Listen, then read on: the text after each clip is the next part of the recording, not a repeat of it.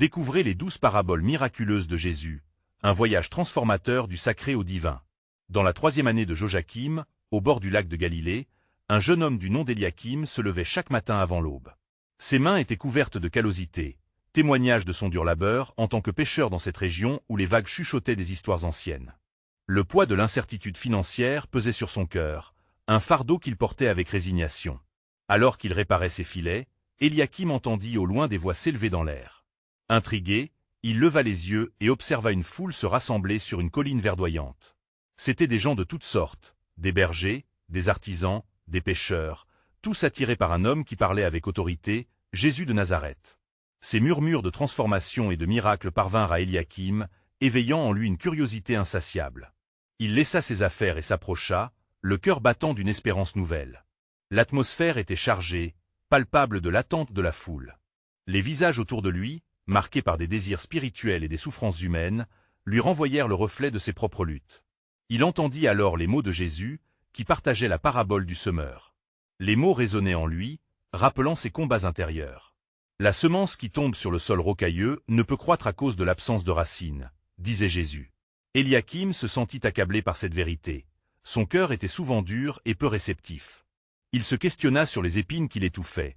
Comment pouvait-il laisser ses préoccupations matérielles nuire à sa relation avec Dieu? La promesse de Dieu de faire fructifier des graines dans la bonne terre éveilla une lueur d'espoir en lui. Puis, Jésus parla du bon Samaritain. Ces paroles frappèrent Éliakim comme un éclair de lumière dans une nuit sombre.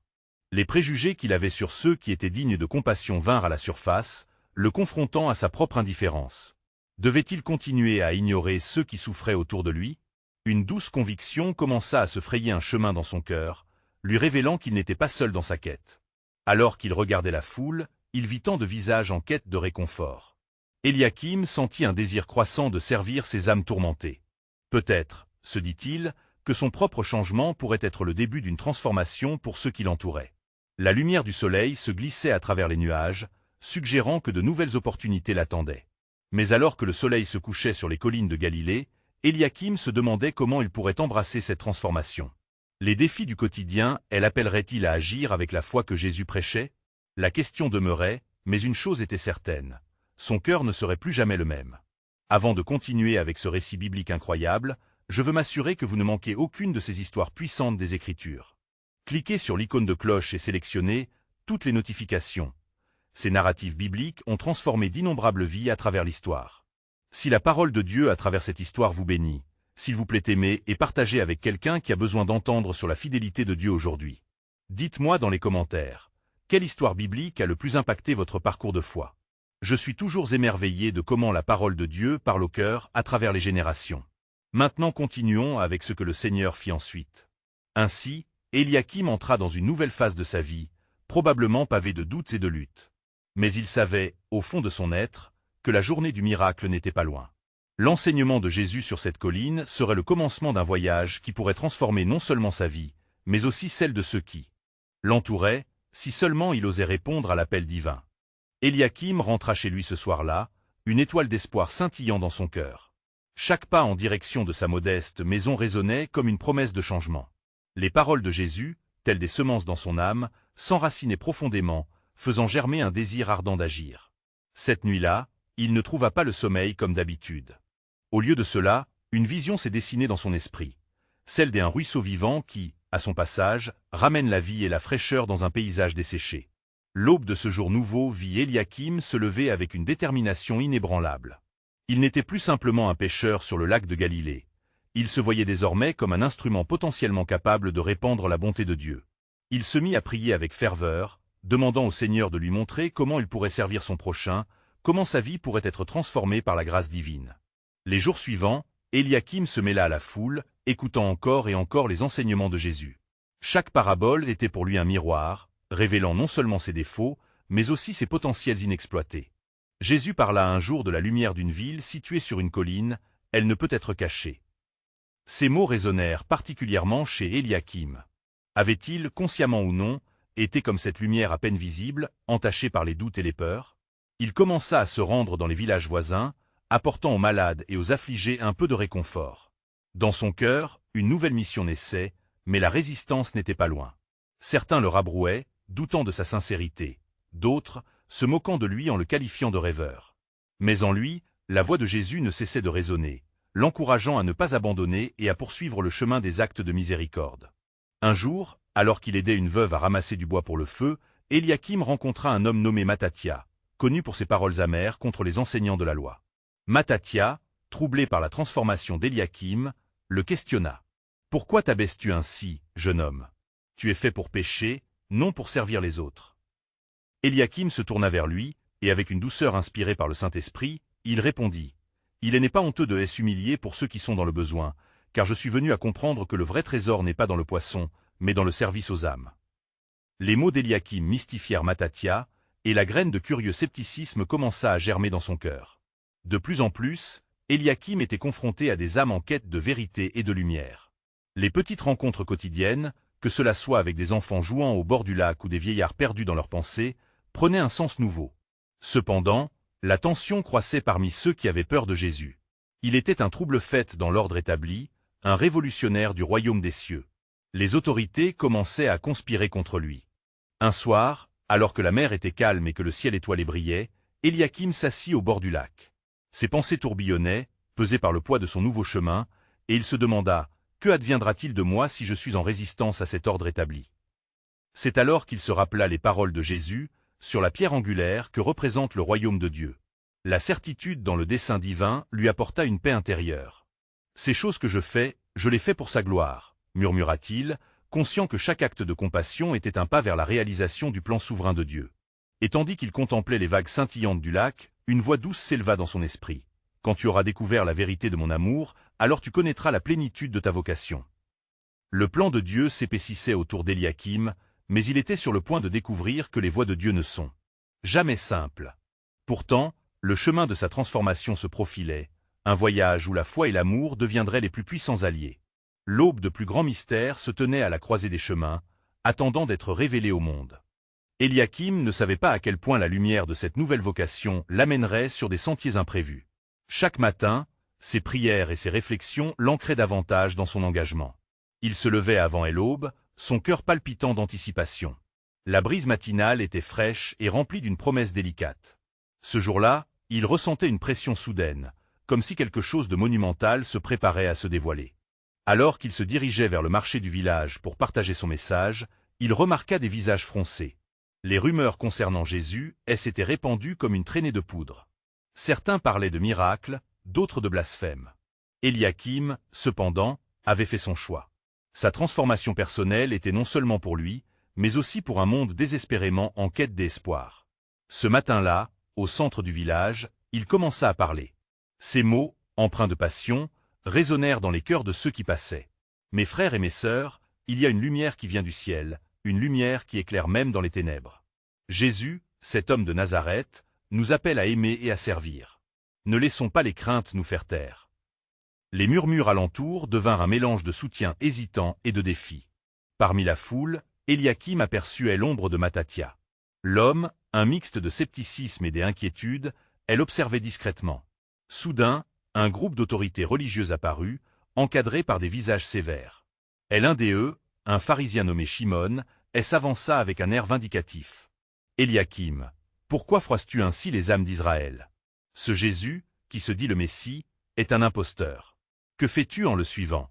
Il n'est pas dans la loi, mais du tumulte. » Eliakim, sentant son cœur battre la chamade, s'appuya sur sa foi. « Shimon, je n'ai pas choisi le tumulte, mais la paix que l'amour de Dieu apporte. Jésus est le chemin, la vérité et la vie. Son cœur est pur, et ses miracles, la preuve de son divin envoi. » La foule, coagulée par l'affrontement, était suspendue à chaque mot, entre la crainte des autorités et l'attrait de la foi nouvellement embrassée par Eliakim. Mattathia, désormais curieux, comptait ses pensées. Peut-être y avait-il une profondeur dont il n'avait pas perçu l'importance. Soudain, une femme affolée poussa un cri, se frayant un chemin entre la foule. « Mon fils est malade. Que quelqu'un l'aide. » Eliakim sentit une douleur aiguë dans son cœur. Il ne pouvait ignorer cet appel au désespoir. Sans hésitation, il se fraya un chemin à travers le tumulte. « Amenez-le-moi. » Il se présenta devant la femme, le cœur vibrant d'empathie. Sous le regard des personnes incrédules, il appela au nom de Jésus. « Seigneur, accorde-lui la guérison par ta grâce. » Tandis qu'il posait ses mains sur l'enfant malade, une lumière provenant de la mer qui scintillait en arrière-plan se para de couleurs étranges et douces. Sa prière était un cri de foi, et avec chaque mot, il sentait le pouvoir du Saint-Esprit envelopper le petit corps. Puis, avec un souffle profond, il s'écria « Lève-toi, au nom de Jésus ». Pour une fraction de seconde, il y eut un silence qui enveloppa la scène. Puis, alors que les murmures de la foule atteignaient leur paroxysme, l'enfant ouvrit les yeux et tout en se redressant, déclara avec émerveillement « Mère, je suis guéri ». La foule explosa en acclamations émues et remplie d'émerveillement. Mattathias, incapable de détourner le regard, commença à ressentir les premières lueurs d'une vérité qu'il n'avait jamais envisagée. Eliakim, réalisant que ce miracle n'était qu'une criante confirmation de la grandeur du plan de Dieu, se tourna vers la mer calme. Une voix intérieure lui murmura « N'oublie pas, chaque acte de foi est une révélation de mon dessein. » Alors que le ciel s'assombrissait et que la lumière de la nuit commençait à descendre derrière les collines, une nouvelle compréhension s'épanouissait en Eliakim. Le chemin qui s'offrait à lui était parsemé de prodiges, mais aussi de défis. Cependant, il savait qu'il n'était pas seul. Le Maître des cieux le guidait pas à pas, révélant progressivement le grand mystère de l'amour divin. À cet instant, Eliakim savait qu'il n'avait fait qu'effleurer la surface d'un plan bien plus vaste. Les promesses de Dieu étaient là, indisputables, attendant simplement d'être pleinement réalisées dans leur temps. « Car je connais les projets que j'ai formés sur vous, déclare le Seigneur, des projets de paix et non de malheur, afin de vous donner un avenir et de l'espérance, » résonna dans son esprit, laissant sa foi vibrer de plus en plus fort. La foule s'estompa peu à peu, mais les murmures des témoins de la guérison restaient vibrants dans l'air. Eliakim, submergé par l'émotion, sentit son âme palpiter à la fois d'émerveillement et de perplexité. « Quel est donc cet homme, demandait-il, qui a le pouvoir d'en appeler à la vie ceux qui étaient morts ?» Les visages étaient illuminés d'espoir, mais l'ombre de l'inquiétude persistait en arrière-plan, flottant comme un nuage menaçant. Alors qu'il se tenait là, Eliakim aperçut de nouveau Mattathias, dont le regard trahissait un combat intérieur. Le jeune homme semblait partagé entre l'admiration et la crainte des conséquences de ses pensées. Eliakim, poussant par l'esprit, se dirigea vers lui, ses pas résonnant sur la terre battue. « Mattathias, commença Eliakim, que te dit ton cœur à l'instant? Ne s'agit-il pas là d'une œuvre divine ?» Mattathias, hésitant, ne parvenait à articuler ses pensées. Finalement, il s'exclama « Et que diras-tu aux autorités? Ils ne toléreront pas ces miracles, ces paroles. Que feras-tu quand l'obscurité viendra te chercher ?» Eliakim, conscient des paroles des prophètes, répondit avec ferveur « La lumière brille dans les ténèbres et les ténèbres ne l'ont pas arrêtée. C'est à moi de porter ce flambeau, même si le chemin est semé d'embûches. Je crains plus le silence de mon cœur que la voix de l'opposition. » À cet instant, un frémissement parcourut la scène. Des habitants affluèrent, apportant de nouvelles encore plus troublantes. Les rumeurs disaient qu'une multitude de malades, de petits et de grands, cherchaient Jésus. On rapportait des histoires de lépreux guéris et d'aveugles recouvrant la vue. La ferveur grandissait, mais avec elle, la menace d'une confrontation avec les autorités religieuses. Eliakim sentit alors que le temps pressait. « Nous devons trouver Jésus. Il peut faire bien plus que ce que nous avons vu ici. » Il s'élança avec détermination, entraînant Mattathias à sa suite, traversant les ruelles du village. Chaque pas le rapprochait d'une compréhension plus profonde de la mission que Dieu lui confiait. La mer scintillait à l'horizon, et Eliakim ressentait l'appel puissant du Saint-Esprit l'envelopper, comme une brise d'été caressant son visage. Plus ils avançaient, plus la tension monta. Des cris réveillaient les échos des miracles, mais aussi les murmures de désaccord. Une foule se forma autour d'eux, mais chacun semblait hésitant à se rapprocher du territoire déjà préempté par les dirigeants. Ils se retrouvèrent finalement face à un groupe qui discutait avec animation. C'étaient les disciples de Jésus, qui, bouche bée, observaient les signes qui persistaient par-delà les mots. Eliakim sentit son cœur s'emballer. Un de ses disciples, Pierre, détection d'une lueur dans son regard, invita Eliakim à parler de ce qu'il avait été témoin. « Écoutez » s'écria Eliakim, « je sers un Dieu des miracles. Sa lumière éclaire nos ténèbres. Qui d'autre que Jésus pourrait guérir par le simple toucher? Je vous implore de ne pas craindre son nom, mais d'y voir l'espoir. » Ces mots résonnèrent avec une force spirituelle qui s'intensifiait à chaque syllabe.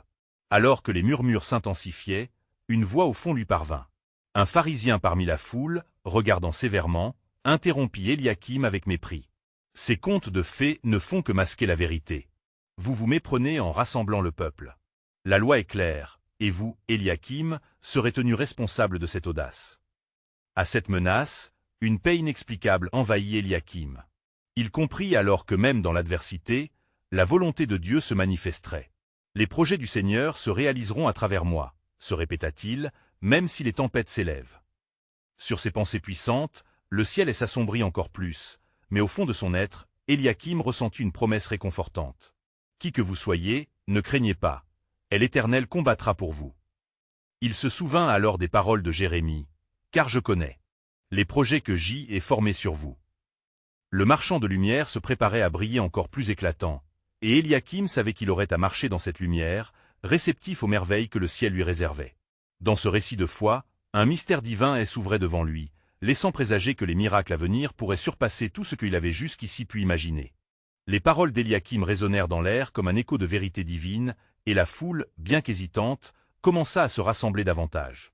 L'angoisse des autorités religieuses flottait au-dessus de leur tête comme un nu sombre, mais l'esprit de l'espoir s'épanouissait dans les cœurs. Eliakim, ayant trouvé sa voie, s'enhardit à marcher au milieu des âmes en quête de guérison et de sagesse. Il se tourna vers ses compagnons. « Matthathia, si l'Éternel est avec nous, qui sera contre nous? Ce qui est livré à la lumière sera révélé, et même si la nuit semble longue, chaque jour apporte la promesse du matin de Dieu. » Les yeux de Matthathia brillaient d'une lueur nouvelle. « Je suis avec toi, Eliakim. J'ai vu la lumière, et je ressens le besoin de savoir davantage. Mais qu'en est-il des conséquences? » Le regard d'Eliakim se durcit, mais son cœur se remplissait d'une détermination fervente. Les conséquences, cher ami, ne sont rien comparées à l'appel divin que nous devons suivre. Ne pas se lever serait plus dangereux que de marcher sur ce chemin sacré. Soudain, une voix familière s'éleva, tirant l'attention d'Eliakim. C'était Pierre, dont le visage portait les marques d'une préoccupation profonde. « Nous avons entendu des rumeurs effrayantes, Eliakim. Les pharisiens prennent des mesures pour étouffer cette impudence, et leur impatience croît face au pouvoir que nous observons. » Eliakim, avec une foi renouvelée, répondit, « Il est écrit, ne crains pas, car je t'ai racheté. Je t'ai appelé par ton nom, tu es à moi. Ce que nous faisons ici est la raison pour laquelle notre Maître est venu. Nous ne pouvons reculer. » Les disciples acquiescèrent, inspirés par l'audace d'Eliakim. Mais avant qu'ils ne puissent avancer, un bruit tumultueux se fit entendre. Une horde de malades et de suppliciés envahit le chemin, désespérés et en quête d'aide.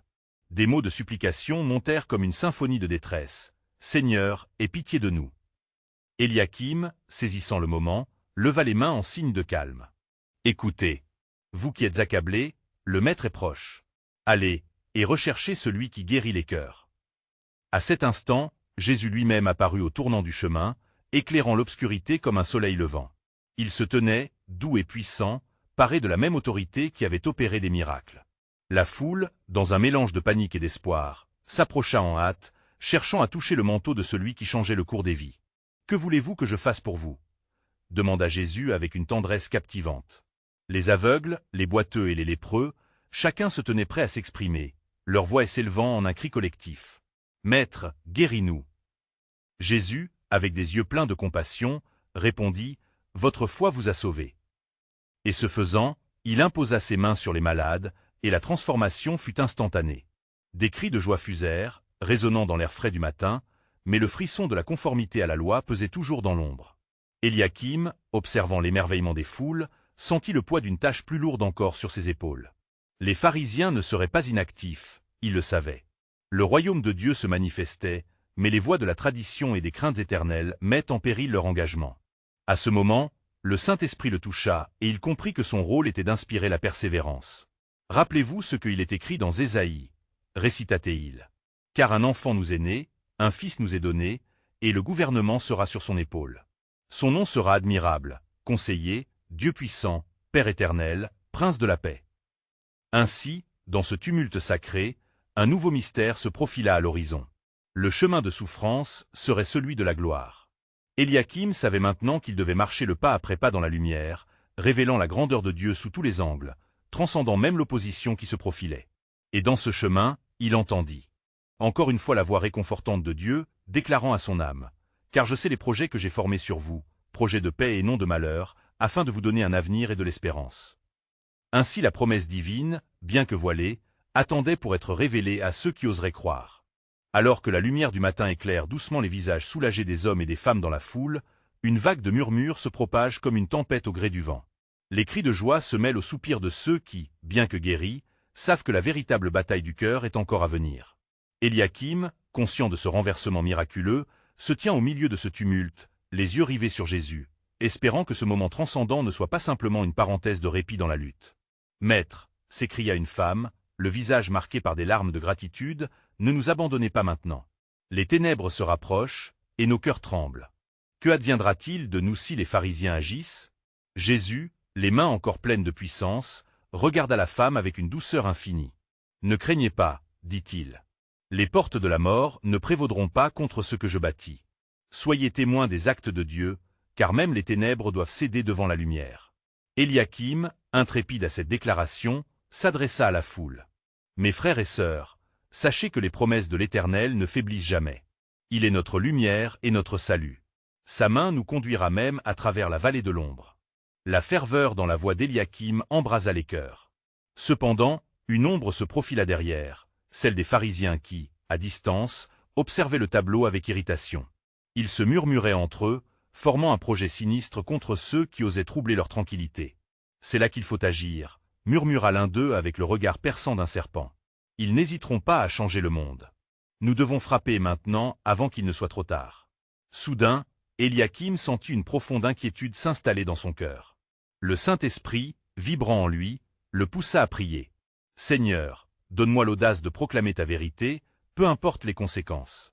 Que ta lumière brille à travers l'obscurité de cette opposition. » Tandis que la foule continuait de se réjouir des délivrances, Jésus se décala légèrement pour faire face aux inquiétudes soudaines de ses disciples. « Mieux vaut souffrir pour la vérité que de vivre dans l'illusion de la paix avec les hommes.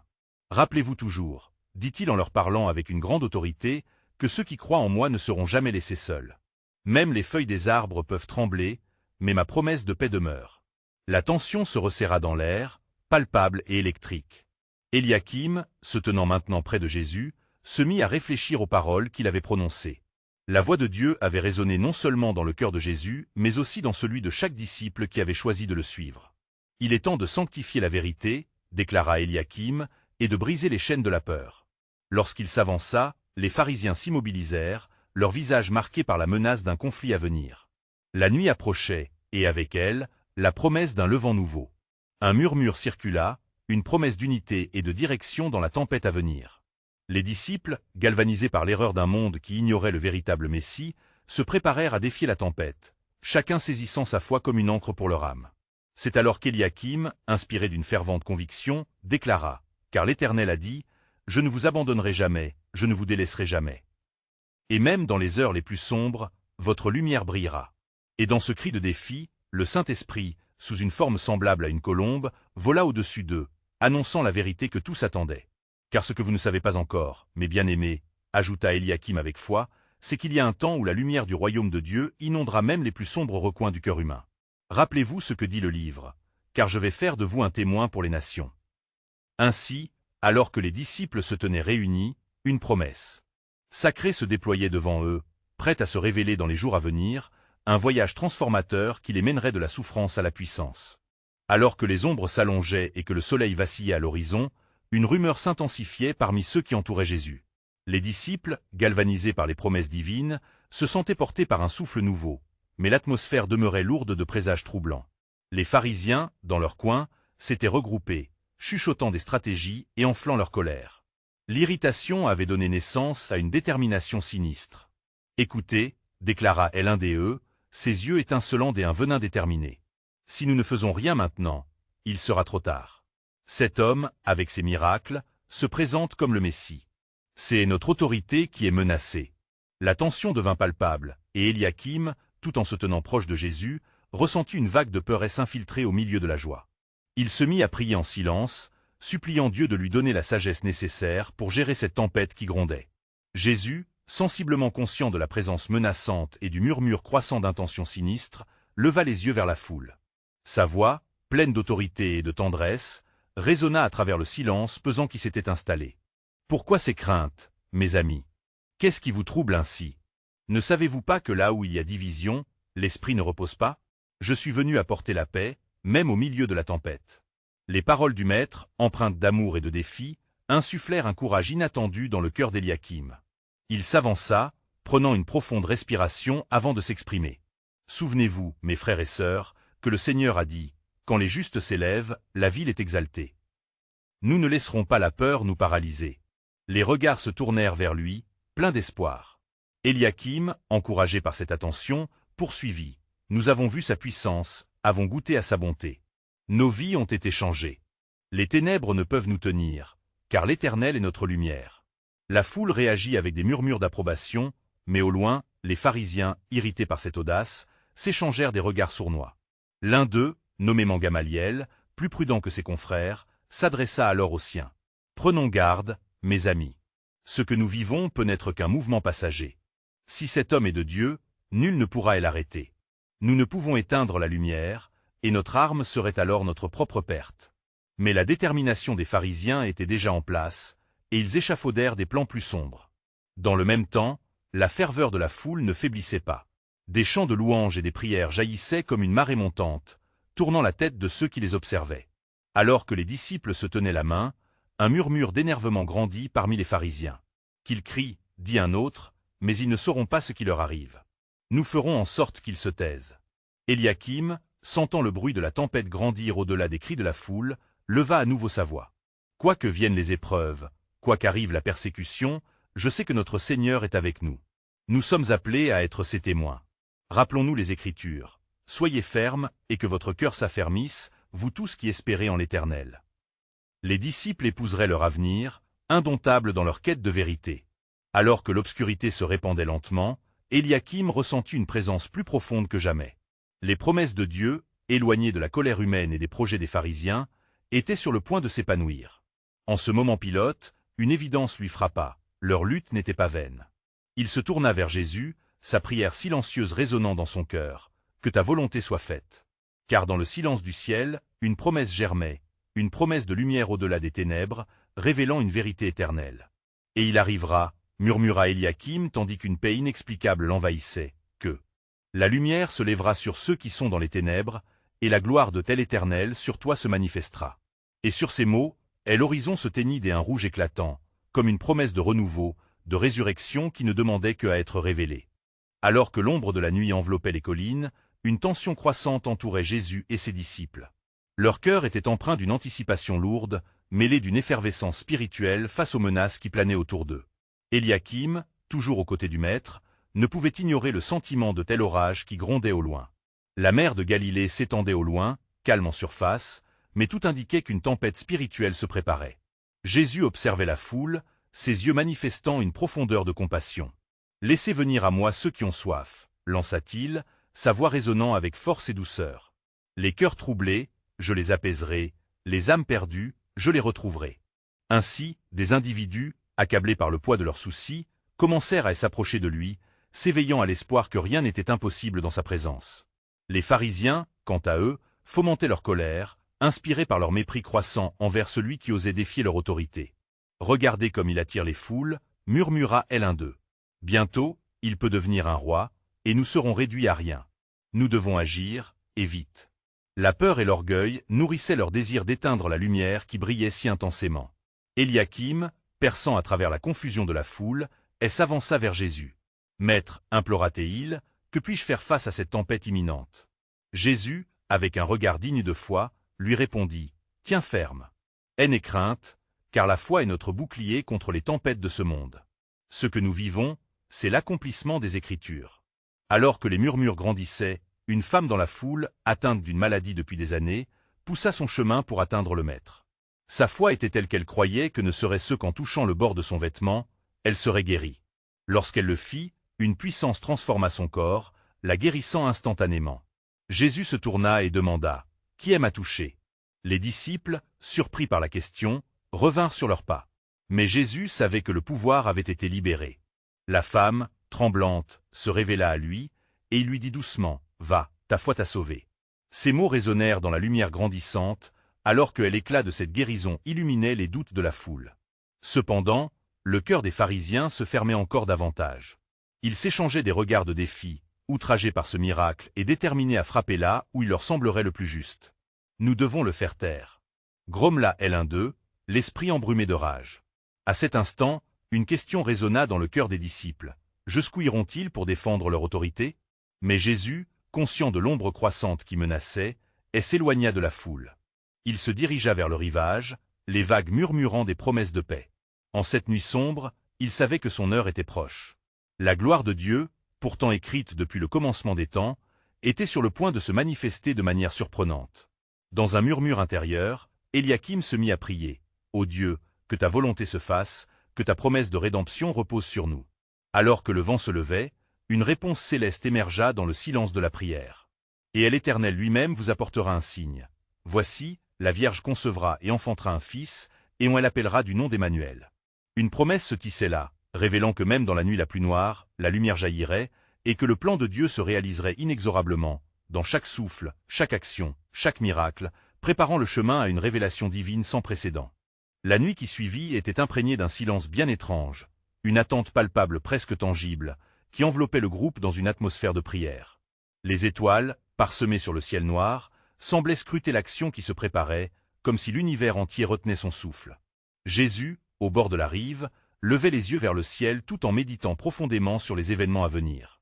Il savait que de toute éternité, le dessein de la rédemption scellé par son Père devait bientôt se manifester. Ses disciples, rassemblés autour de lui, partageaient cette tension. Éliakim, ému par les paroles divines qu'il avait reçues, cherchait l'interprétation de ses promesses dans son cœur. « Quelle sera la prochaine étape, maître ?» demanda alors André, l'inquiétude reflétée dans ses yeux. « Le danger se rapproche, et l'ombre des pharisiens couvre notre chemin.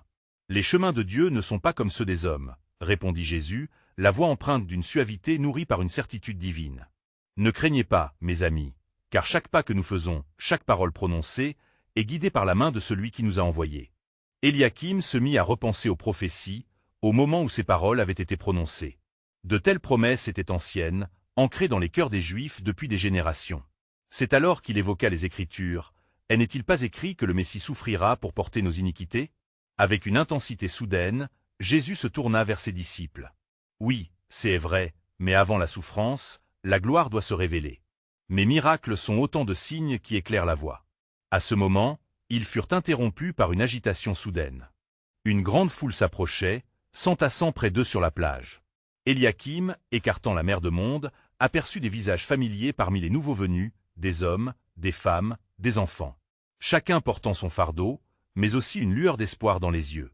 Ils étaient venus pour voir celui qui guérissait, qui enseignant avec autorité. « Maître, » s'exclama Pierre, « il y a tellement de gens. Que leur dirons-nous? Dites-leur que le royaume des cieux est proche, » ordonna Jésus. Les disciples, remplis de courage, s'avancèrent face à la foule. Jésus, élevant la voix, commença à partager des paraboles, des histoires simples mais révélatrices qui révélaient des vérités profondes sur le royaume de Dieu. Les cœurs s'ouvrirent alors, comme des roses au matin, absorbant chaque mot, chaque syllabe. Tandis qu'il parlait, une légère brise balaya les lieux, apportant des murmures d'encouragement du ciel. Les paroles du Maître se mêlaient aux vagues comme des promesses éternelles. Sa voix, comme celle d'un berger, apportait réconfort et direction. Mais au milieu de cette douceur, Éliakim sentit une ombre. Il savait que la réponse des pharisiens ne tarderait pas. Les murmures de mécontentement parmi les autorités étaient déjà présents. En effet, alors qu'ils observaient de loin, plusieurs pharisiens murmuraient entre eux. « Voici l'imposteur qui s'arroge le droit d'enseigner. » disait-elle un d'eux, son visage tordu de dédain. « Il doit être stoppé avant qu'il ne soit trop tard. » La réponse divine ne se ferait pas attendre. Éliakim scruta les cieux, se rappelant la promesse. Une lumière brillerait dans les ténèbres, et rien ne pourrait entraver le dessein de Dieu. Alors que Jésus poursuivait ses enseignements, le ciel lui-même semblait murmurer. La lumière éclaire encore les ténèbres, et les ténèbres ne l'ont point reçu. Le plan de Dieu, insondable et majestueux, se déployait devant eux. Ils se tenaient sur le seuil d'une révélation divine, et la tempête de la résistance s'annonçait imminente. Si seulement ils pouvaient comprendre, si seulement la lumière pouvait percer les cœurs ténébreux. Mais ce qu'ils ignoraient encore, c'est que le plus grand miracle n'était pas dans les enseignements ou les guérisons, mais dans la révélation qui allait se profiler, un signe inaltérable de la grâce de Dieu et de sa souveraineté éternelle.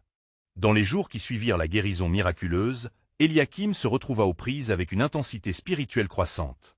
Les rumeurs à propos de Jésus s'étaient répandues comme un feu dévorant, frémissant en écho dans chaque village, mais elles attiraient aussi l'attention du pouvoir religieux.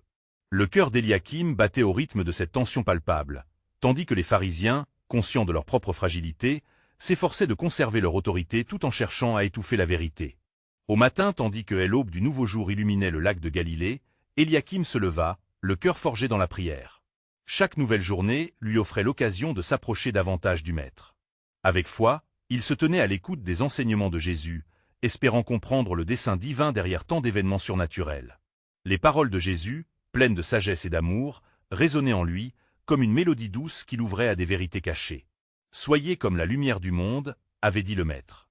Éliakim y réfléchissait constamment. Quelle lumière pouvait-il apporter au monde alors que la nuit semblait s'approcher? Cette question l'assaillait, même pendant ses moments de prière. Il désirait être un instrument entre les mains de Dieu, un véhicule de sa miséricorde et de sa vérité. Ce jour-là, alors qu'il marchait le long de la côte, il rencontra une femme, la veuve d'un menuisier. Ses yeux étaient remplis de tristesse, trahissant la perte qu'elle portait. Éliakim, touché par sa douleur, s'approcha. « Que puis-je faire pour toi ?» demanda-t-il, sa voix empreinte de compassion. La femme leva les yeux, pleins de larmes. « J'ai perdu tout espoir. Mon mari est mort, et maintenant je me bats pour subvenir aux besoins de mes enfants. » Les mots de la femme résonnèrent dans le cœur des Éliakim. Il se souvint de la parabole du bon samaritain, non seulement comme un simple enseignement, mais comme une invitation à agir. « Laisse-moi prier pour toi, » dit-il avec conviction, et il plaça ses mains sur son épaule, la bénissant de tout son cœur. À cet instant, quelque chose de puissant se produisit. Une chaleur suave, comme une douce lumière, sembla se répandre entre eux. La femme, bien que surprise, sentit une vague de paix couler sur elle. Éliakim savait qu'il avait été appelé à être cette lumière.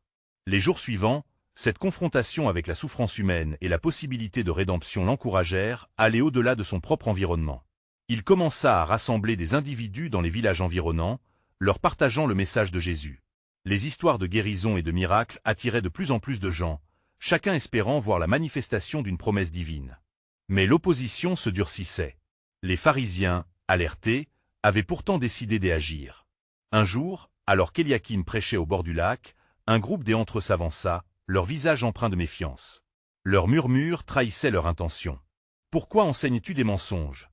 interrogea l'un d'eux, le regard chargé de reproches. « Ceux qui suivent cet homme sont des ignorants, des perturbateurs de l'ordre divin. » Éliakim, la voix empreinte de calme, répondit avec assurance, « Je ne parle que des vérités que Jésus a révélées. Il est la lumière qui éclaire nos repentances, et au travers de lui, nous trouvons la vie. Qui des autres pourrait nous apporter l'espoir si ce n'est lui ?» Les pharisiens, au lieu de se retirer, poursuivirent leur assaut verbal. « Tu es un disciple de cet imposteur, et nous ne tolérerons pas plus de ses enseignements. Que diras-tu quand l'autorité s'abattra sur toi ?» Dans cette atmosphère tendue, Éliakim sentit une force s'élever en lui. Il se rappela les paroles de Jésus, qui, en des autres circonstances, avait dit « Si le monde vous hait, sachez qu'il aime haï avant vous. » Désormais, son cœur battait à l'unisson avec celui qui l'appelait. Au fur et à mesure que les disciples prenaient position autour de lui, Éliakim proclama avec une foi renouvelée « Je suis ici pour témoigner de l'amour inébranlable de Dieu. Ce que vous appelez imposture est en réalité la promesse de notre rédemption. Ne craignez pas l'opposition, car je suis convaincu que même dans les ténèbres, la lumière brillera. » Les mots résonnèrent avec force dans l'air, et la foule, complice de ces déclarations, commença à murmurer en accord. Les pharisiens, bien qu'irrités, ne purent ignorer l'impact de la conviction manifestée par Éliakim et les autres. Cependant, Éliakim savait que cette confrontation n'était qu'un prélude au grand tumulte à venir. Il ressentait déjà l'approche d'une tempête, la tempête du cœur humain en lutte contre la vérité. La lumière de l'amour de Dieu l'illuminait alors qu'il avançait dans l'inconnu, plus déterminé que jamais à être un messager de l'espérance divine. C'est alors que la voix intérieure du Seigneur murmura dans son esprit « Mon fils, souviens-toi, quand je vous appellerai, vous serez mes témoins jusqu'aux extrémités de la terre. » Le plan souverain de Dieu s'accomplira, car ce que vous vivez aujourd'hui est un signe de ce qui viendra. Ainsi le cœur d'Éliakim, à la fois vibrant d'espoir et d'appréhension, s'enflamma davantage. Une lumière resplendissante brillait au-delà de la tempête. Le chemin de sa mission était tout tracé. Il allait porter la parole de vie à un monde en recherche, illuminé, sanctifié par la promesse de son amour.